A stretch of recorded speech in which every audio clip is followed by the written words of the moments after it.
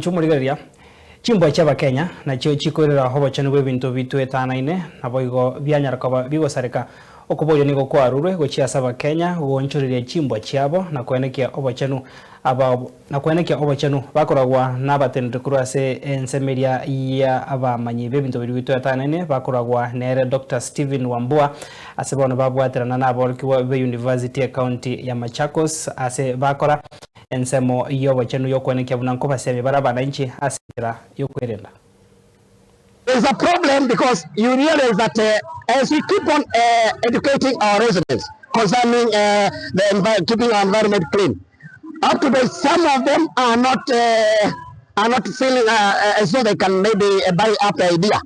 But us as a government, through Our Excellency, the governor of this great kind of Machakos, Our Excellency Governor of United, it is our prerogative as residents of Machakos municipality to make sure that when we live in an environment, or the environment we live is ever clean to the most degree.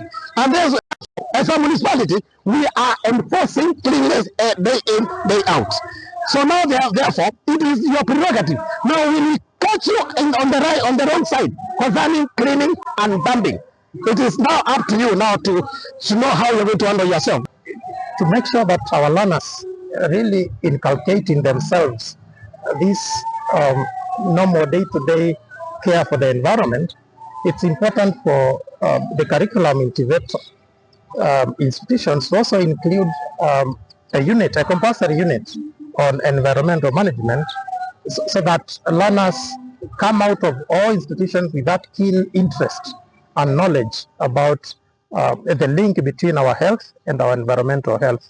We clearly understand that the environment belongs to us, not to the government, because we are the ones who live in that environment, and therefore keeping the environment clean is first and foremost of importance to ourselves and our health.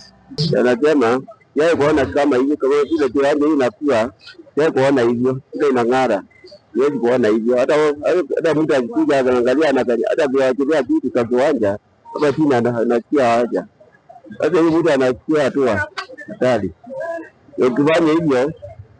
Sasa ndio watu wakija na hoja wanabakia huko anawachia kwa kiwanja.